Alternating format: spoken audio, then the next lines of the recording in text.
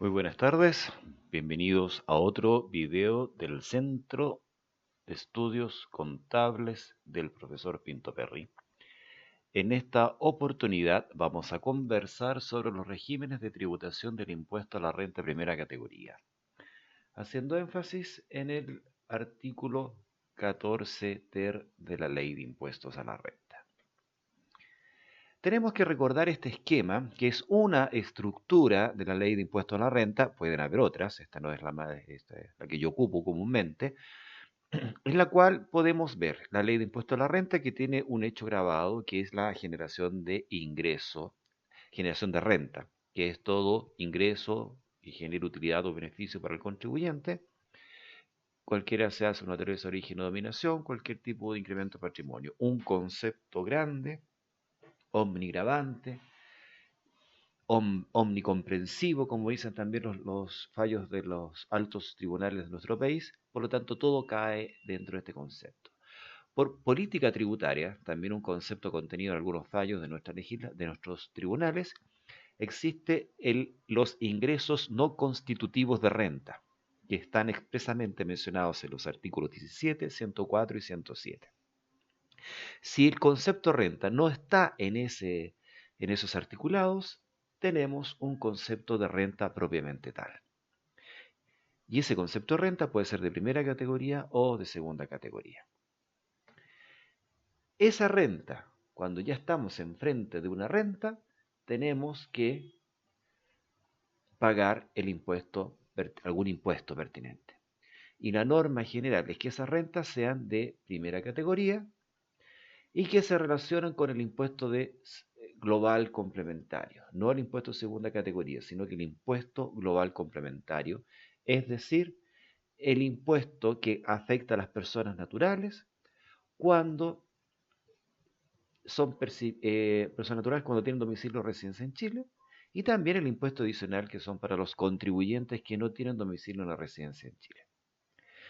El impuesto de primera categoría, cuando se relaciona con el impuesto global complementario, en virtud de lo que dice el legislador en su artículo 20, en su primer inciso, donde establece un impuesto un 25% que podrá ser imputado a los impuestos global complementario y adicional, de acuerdo con las normas de los artículos 56, número 3 y 63. En caso de los contribuyentes sujetos a las disposiciones de la letra B del artículo 14, el impuesto será un 27%. Por lo tanto, si vamos atrás en nuestra proyección, tenemos que cuando el contribuyente se afecta con impuestos de primera categoría, y eso también se van a afectar con este impuesto que va a ser tasa un 25% o un 27%, se relaciona con el impuesto global complementario cuando es una renta que se tiene que percibir además por una persona natural. Es por eso que el legislador estableció que haya una integración en el impuesto de primera categoría y el impuesto global complementario. Tema bastante controvertido que se ha puesto en el tapete de la discusión con todos estos efectos de las reformas tributarias que desde el 2014-2016 y la que muy pronto va a entrar en vigencia seguramente. ¿Qué es la integración del impuesto de la renta primera categoría con el impuesto global complementario o adicional? Veamos el siguiente esquema. Tenemos un contribuyente de impuesto de primera categoría, que es toda persona natural o jurídica, que realice hechos que están contenidos en el artículo 20 de la Ley de Impuestos a la Renta. Que pueden ser, volvamos a nuestro esquema, pueden ser rentas de explotación de bienes raíces, capitales mobiliarios de ciertos sectores, es decir, de la industria, comercio, actividades extractivas de recursos naturales, ciertas actividades, otras rentas y los premios de lotería, que es un caso muy particular. Pero todos estos contribuyentes que generen rentas de primera categoría, ya sean personas naturales o jurídicas, se van a afectar con el impuesto de primera categoría. Siempre se dice que el impuesto a la renta de primera categoría es el impuesto a las empresas. No es tan así. También una persona natural que haga cualquier hecho del artículo 20 se va a afectar con el impuesto de primera categoría. Pero siempre se habla del impuesto a las empresas. Vamos a hacer ese ejemplo de este esquema con ese icono que ilustra claramente una empresa, solamente para fines didácticos. Entonces, tenemos un contribuyente de primera categoría que va a generar una utilidad, es decir, una renta líquida imponible afecta al impuesto de la renta de primera categoría, ya sea un 27 o un 25%. Los dueños de esa empresa, si son personas naturales, pueden ser personas jurídicas también, pero pensemos que son personas naturales, porque las personas naturales son las que se van a afectar con el impuesto personal, pero estos dueños de la empresa, que pueden ser accionistas si son dueños de una sociedad anónima, o pueden ser socios si son dueños de una sociedad de personas, van a realizar retiros o percibir dividendos. Van a recibir retiros, van a realizar retiros si son sociedades de personas y van a percibir dividendos si son sociedades anónimas. Y esos retiros o dividendos van a ser imputados a la renta líquida imponible de los contribuyentes, de la empresa. Si ustedes pueden apreciar, sería la misma base de la renta líquida imponible de los retiros y estarían afectos a impuesto global complementario o adicional. Impuesto adicional para las personas sin domicilio ni residencia en Chile. Por lo tanto, serían retiros, dividendos o remesas. Las remesas son las que van al extranjero. Aquí tenemos una doble tributación del impuesto de primera categoría con el impuesto global complementario adicional. A eso es lo que se refiere el inciso primero del artículo 20, porque dice que el impuesto de primera categoría se va a dar como crédito con el impuesto personal. ¿Qué significa que sea como crédito? Yo siempre he planteado que hay que considerar el concepto crédito como que fuera un cheque que tiene el contribuyente para pagar sus impuestos. O sea, el impuesto que pagó la empresa es un medio de pago para el contribuyente afecto al impuesto global complementario. Si el impuesto global complementario es 1.000 y tengo que pagar, la sociedad pagó 200, yo tomo esos 200, los rebajo de mis 1.000 y pago la diferencia, es decir, 800. Ese es un medio de pago. Y es un medio de pago tan potente que si la empresa pagó 1.000 y mi global complementario es 800, me devuelven a mí, socio, los 200 que en exceso pagó la sociedad.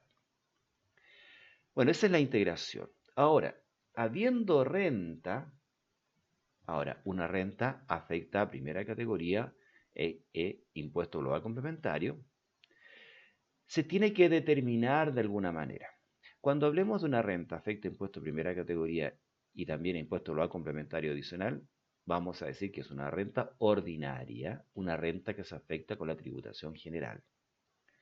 Esta renta ordinaria se tiene que determinar, cuantificar, se tiene que establecer su magnitud, su cuantía, y el legislador establece dos grandes mecanismos para determinar el monto de la renta.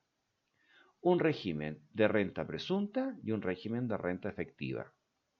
La renta presunta es aquella cantidad que se presume que es la cuantía de la renta y esa cuantía la establece el legislador. El legislador a través de un parámetro efectivo presume el monto de la renta, es decir, un porcentaje sobre algo. Hoy día está en el artículo 34 bis de la Ley de Impuestos a la Renta. Se establece algún concepto sobre un porcentaje que se aplica sobre un monto efectivo, sobre un monto específico. Entonces, ese régimen, que es un régimen particular, que es un porcentaje sobre una cierta cantidad, una forma más fácil de determinar la renta afecta impuestos, solo se otorga a rubros particulares, al rubro del transporte, a la minería, la pequeña minería, a la explotación de bienes raíces y para algunos pequeños contribuyentes. El tema de la renta presunta quedará para otro momento, para otro vídeo. Si no es renta presunta, se afecta renta efectiva, se ocupa renta efectiva para determinar. Y la renta efectiva es la cuantía real de la renta que determinó el contribuyente. El monto específico, la cuantía específica. y le corresponde al contribuyente determinarla. Y eso es lo interesante acá, porque es, como decía un profesor, el gato cuidando la carnicería. Es decir, el gato tiene la libertad de comer lo que quiera de la carnicería. Aquí el contribuyente dice cuánto es su renta y por lo cual va a tributar. Eso sí que lo tiene que terminar sobre ciertas fuentes, y esas fuentes pueden ser documentos o registros. Pensemos que yo estoy arrendando un bien raíz no agrícola y mi renta efectiva va a ser el monto real que yo cobré por el retiro, por el arriendo. Por lo tanto, yo voy al Servicio de Impuesto Interno y le digo, Servicio de Impuesto Interno, esta es mi renta, lo que yo le cobré a mi arrendatario. El fiscalizador me dice cuánto le cobró a su arrendatario. Mira, aquí están los documentos, aquí está el contrato de arriendo y aquí están los comprobantes de arriendo y esto respalda lo que yo le cobré a mi arrendatario. Muy bien, esa es tu renta. Y la otra forma de determinar es a través de registros. Comúnmente estos registros se aplican para los contribuyentes del artículo 20, número 3 y 4, que se le obliga a llevar algún tipo de registros específicos como un registro a través de un sistema de contabilidad simplificada y un registro de contabilidad completa. Y la contabilidad completa, que es en el fondo lo más común de los contribuyentes que utilizan, es cuando lleva el libro diario, mayor, inventario y balance, y una serie de registros que hoy día tienen que llevar del RAI, el RAP, el REX, el STUT y otros más que veremos en otra oportunidad. Antiguamente estos contribuyentes llevaban el Fondo de Utilidades Tributarias, que es lo que se llamaba el FUT, pero hasta el 2016 nomás. Los contribuyentes de contabilidad simplificada tienen que llevar un registro, pero se los limitan a unos registros más básicos. Hay un tipo de contribuyente que siempre se han podido acoger a un sistema de renta simplificada, que tienen que llevar un libro caja, pero son contribuyentes con muy poco movimiento y piden autorización expresa para que sea en esa situación. Y otras situaciones que son más generales, que están establecidas en el artículo 14 ter, letra A de la Ley de Impuestos a la Renta, que es un régimen de no más de 20 años y que se permite, se ha ido modificando, se ha ido perfeccionando y ahora se le aplica, se le ofrece a las pymes.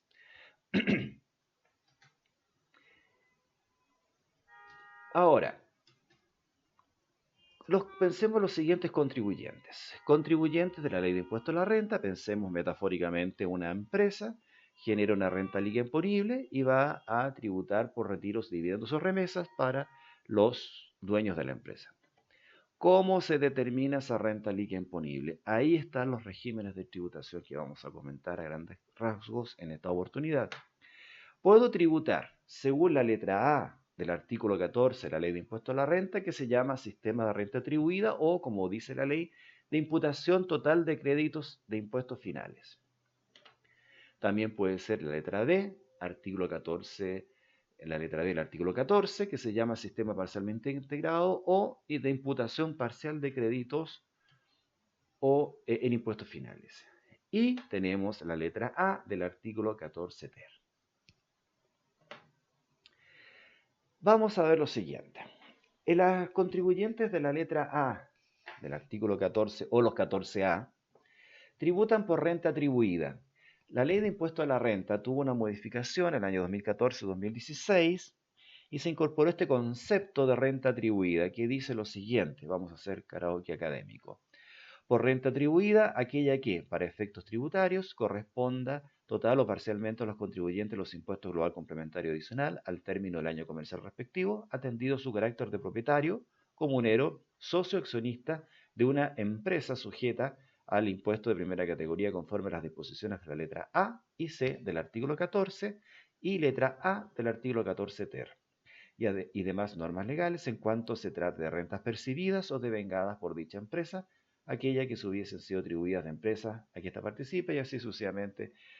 ¿Qué es lo que es una renta atribuida? Es la renta que genera la empresa, aquí el legislador habla de empresa, y que se le atribuye al dueño de la empresa. Este es el esquema de los contribuyentes artículo 14A. Vemos que es la misma situación que vimos anteriormente. Hay una empresa que genera una renta líquida imponible. Esa renta líquida imponible se determina según contabilidad completa. Paga el impuesto de primera categoría con una tasa de un 25%. y los dueños de la empresa, sin importar que hayan retiros, dividendos, remesas efectivas, automáticamente la renta líquida imponible se la asume retirada, se la asume, se la atribuye. Se la atribuye y va a su global complementario, sin importar si hay o no hay retiros efectivos. Si hay retiros efectivos, tiene un tratamiento que veremos después cuando estudiemos el artículo 14A. Pero en este momento simplemente quedémonos con el concepto de que este régimen de tributación 14A, el socio o accionista o la socia, va a recibir en su global complementario, va a afectar en su global complementario la utilidad de su empresa automáticamente.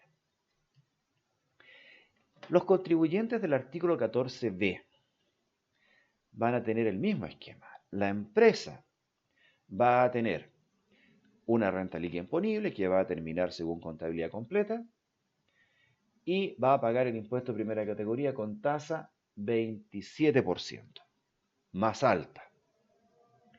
Los socios accionistas van a realizar retiros, dividendos o remesa, pero van a tributar en su global complementario solo por el monto de esos conceptos efectivos, no como el 14A que automáticamente se iba a su global complementario. Aquí no, el retiro efectivo, el dividendo efectivo, la remesa efectiva es lo que va a su global complementario o adicional. Y si no hay en un ejercicio, los socios no tributan. ¿Es lo mismo que había hasta el momento? Sí, es lo mismo, porque hoy, perdón, hasta el año 2016. Sí, hasta el año 2016 todos los contribuyentes, dueños de empresas, tributaban por el monto de sus retiros, dividendos, remesas efectivas. Surge el 14A y esos contribuyentes que se acogen al 14A tributan por la renta atribuida. Los que se acogen al 14B, su empresa va a pagar más impuestos y van a tributar solamente por los retiros.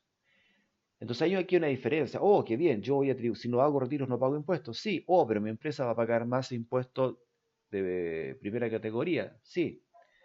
Y hay otro tema. El impuesto de primera categoría se da como crédito en el global complementario, pero no en su totalidad. Solo el 65%.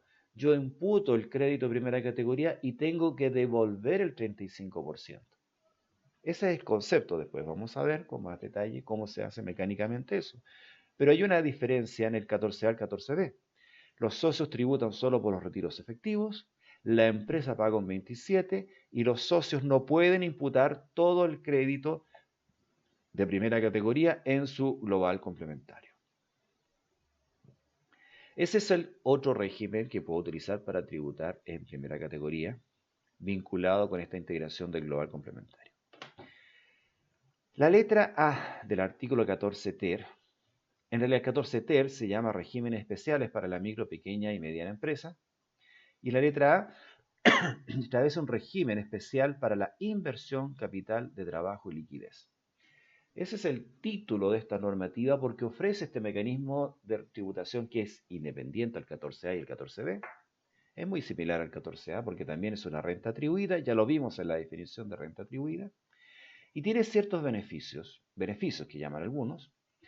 Por ejemplo, don Gonzalo Araya en su página web, en su empresa, promociona 8 razones para el régimen 14 ter de la ley de la renta, que es una muy buena opción para empresas de menor tamaño. Exime de ciertas obligaciones, como por ejemplo no hacen balance o no aplican corrección monetaria. Tiene acceso a crédito por activo fijo, puede rebajar el crédito artículo 33 bis. Los otros contribuyentes también lo pueden hacer, solo que tiene una tasa más beneficiosa. Tiene ventaja respecto del IVA, postergan el IVA 2 meses. Bueno, el IVA, ustedes saben que el contribuyente que retiene plata que no es de ellos, es del comprador, por lo tanto ahí está haciendo uso, financiamiento que no es de ellos. Pero, bueno, tiene un sistema de contabilidad simplificada, de menor tamaño, no tienen que llevar libro mayor, libro venta, perdón, no tienen que llevar libro mayor, libro diario, sino un libro de caja y un libro de ingresos y egresos. Una base imponible más simple, porque son ingresos percibidos menos gastos efectivos, es decir, se van por un flujo de caja efectivo. Tienen que llevar un libro de caja, ya está mencionado. Pueden eximirse el impuesto de primera categoría. Eso sin duda que es un beneficio, porque si eh, no pago primera categoría, no tengo que hacer el desembolso de primera categoría, pero sí tengo que llevar a mi global complementario. Y hay una sustitución de multas tributarias, se sustituyen ciertas multas por hacer curso de capacitación. Bueno, el señor Araya lo menciona como beneficios, así lo promociona. Yo discrepo del señor Araya. Yo considero que realmente es una falacia, no es tan beneficio. Así lo publiqué en un artículo que salió el 20 de marzo del año 2018 en el diario Estrategia. Eh, de mi punto de vista no es tan así. Pero bueno, en todo caso estoy haciendo varias investigaciones al respecto para ver los efectos desde un punto de vista más cuantitativo. Pero eso quedará para otro tema, no es lo que estamos difundiendo en este vídeo, simplemente estamos explicando a continuación cómo opera este 14 TER. Y ustedes evaluarán si es beneficioso o no. Bueno, vamos a la materia. Contribuyente del 14 TER. ¿En qué consiste esto? Tenemos una empresa y esa empresa genera sus utilidades, su renta líquida imponible, con la diferencia de ingresos y gastos. Y egresos, más que gastos son egresos efectivos. Supongamos que tiene 90 millones. Los dueños de la empresa automáticamente se afectan en el global complementario por esa utilidad. O sea, igual que una renta atribuida. Pero la gracia es que la renta líquida imponible se determina de otra manera, de un método más sencillo, no tiene corrección monetaria, y es la diferencia de ingresos percibidos, o sea, si yo le vendo a mis clientes a crédito y no me han pagado, esas utilidades no se consideran, y los gastos efectivos que realmente he realizado. Esa es la base de este beneficio, eso es lo más categórico, lo fundamental, lo esencial que tiene este mecanismo de 14 TER. Y es lo más ilustrativo porque sí, en ciertas condiciones, tengo una renta líquida más pequeña. ¿Cuáles son los requisitos para poder impetrar este régimen? Ser contribuyente al impuesto a la renta primera categoría sin importar su estructura jurídica, porque hasta hace algunas versiones anteriores, pretéritas de este artículo, solo se podían acoger contribuyentes de IVA. Y las sociedades anónimas quedaban fuera, ahora cualquiera estructura puede acogerse a este 14 TER.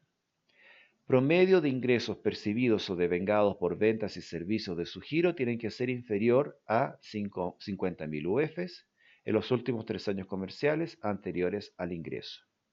Por lo tanto, si un contribuyente que ya existe se quiere acoger a este artículo, tiene que tener a lo menos 3 años de antigüedad, 3 años de existencia para poder computar este porcentaje, este límite. Si la empresa se está constituyendo,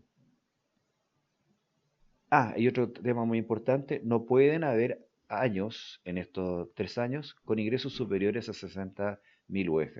O sea, tiene que ser un promedio de estos 3 últimos años, pero de repente puede ser que en un año me doy 120.000 UF, un año tengo 0 y ahí computo fácilmente las 50.000. No, tienen que ser los últimos 3 años un promedio de 50.000 UFs y no pegar disparos de 60.000, más allá de 60.000. Y son las ventas consolidadas. Y aquí ya empezamos a meter muchos requisitos que son un poco complicados, porque este parámetro de las 50.000 UFs es tanto el contribuyente que quiera acogerse al 14 TER como de las empresas con las cuales está relacionado ese contribuyente. Es decir, el contribuyente tiene que sumar sus ventas más de todas las empresas en las cuales esté vinculado, que esté relacionado. ¿Qué se entiende por relacionado en este caso? Se entiende que el contribuyente sea el controlador o sean empresas controladas. ¿Qué se entiende por tal? Pues que yo tengo un dominio sobre esa otra empresa. Todas las empresas que se encuentran bajo un controlador común, es decir, empresas hermanas, también se consideran relacionadas. Entonces, si estamos pensando en una empresa que controla a otra, tiene que sumar a sus ventas la de la empresa controlada. Ahora, si la empresa A y la empresa B, una con otra no es controladora, porque no tiene un directorio o de alguna otra manera no influye en esa administración, pero sí tienen un controlador común, ese controlador común hace puente y tiene que sumar las utilidades. Las sociedades en las que se adueña, usufructuaria o cualquier otro título directo o indirectamente del 10% de la propiedad o utilidades con derecho a voto, ser gestor de un contrato de asociación o con otro carácter fiduciario, más del 10%, si una entidad está relacionada, según lo que dice el 3 o 4, no siendo aplicable el 1 y el 2, están relacionadas entre sí, considerando solo el porcentaje de participación de la empresa. Esta norma número 5 que está acá, que es bastante enredada, en realidad es muy sencilla, es una especie de norma de transición. Si A está con B, si A está con B y C está con C, A está con C, una cosa así. En esa situación yo sumo las ventas, pero no solamente en el porcentaje de participación que yo tengo en la empresa. En cambio, en el otro caso, da lo mismo el porcentaje de participación, da lo mismo el control, yo sumo la totalidad de las ventas para ver si supero las 50.000 UTM. Hay otras normas de relación, perdón, que cuando exista relación según otro y dos, bueno, esta misma situación, lo que yo les decía, si yo soy controlador o tengo dominio de otra empresa, sumo el total de los ingresos. ¿Qué se considera contralor? A toda persona o entidad o grupo de ellas con acuerdo explícito de actuación en conjunta que, directo o indirectamente, la otra empresa sea dueño o usufructuaria de más del 50%. Para lo anterior se considerará lo dispuesto en el inciso segundo y siguiente del artículo 98 de la Ley de Mercado de Valores. Estas normas de relación son bastante específicas, eh, bastante explícitas. Se entiende que estoy relacionado cuando yo tengo este tipo de vinculación con una o con otra empresa. Es cosa de leerlo con más calma esto y ustedes se dan cuenta realmente que lo que es. Todo esto está en el artículo 14T. Pero aquí hay una cuestión importante de entender. En el último punto ahí dice, para lo anterior se considerará lo dispuesto en el artículo 98 de la ley 18.045, que es la de mercado de valores. Y acá desde el año 2012, también 2010, en las últimas reformas que han habido en la legislación tributaria, se han incorporado criterios de relación que no son originarias del derecho tributario, sino que se están incorporando criterios del mercado de valores, de la ley sobre mercado de valores, la 18.045, que va por otra lógica de desarrollo, otra lógica de negocios. Primitivamente, el derecho tributario había relación solamente si yo era dueño de una sociedad y era de socio a sociedad, de madre a hija. En cambio, en el mercado de valores las vinculaciones se entienden por vínculos familiares. Cuando tengo relación con el cónyuge, cuando hay vínculos de consanguinidad hasta el segundo grado de consanguinidad o afinidad. Eso cambiaba claramente en el mercado de valores y hace últimos años, ya los últimos 20 años, se ha ido incorporando esos criterios a la ley de mercado de valores, a las leyes tributarias. Y las leyes del mercado de valores tienen otra lógica. Habla de acuerdos de actuación en conjunta, o sea, un joint venture. Cuenta en participación, otro tipo de lógica.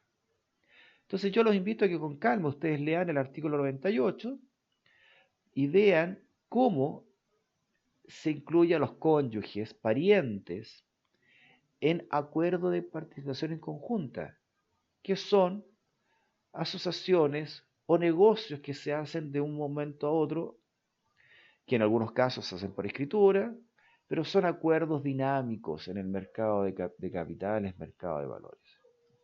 Eso también afecta para tener en consideración para que estas pymes se puedan acoger este beneficio. Sigamos con los otros requisitos. Yo recién les mencioné de que hay que tener un tope de ingresos de 50.000 UFs, que se tiene promedio de ingresos afectos a impuestos, ingresos generados por la empresa de 50.000 UFs, que es un promedio de los últimos 3 años.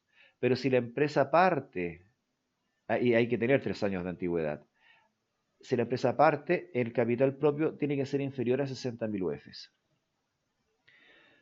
Ahora, cuando tengan los siguientes ingresos, esto ya es general para todo contribuyente, eh, no pueden tener ingresos superiores al 35% cuando provengan de, o sea, pues si tienen ingresos superiores al 35% de estos rubros, no pueden acogerse al 14 ter.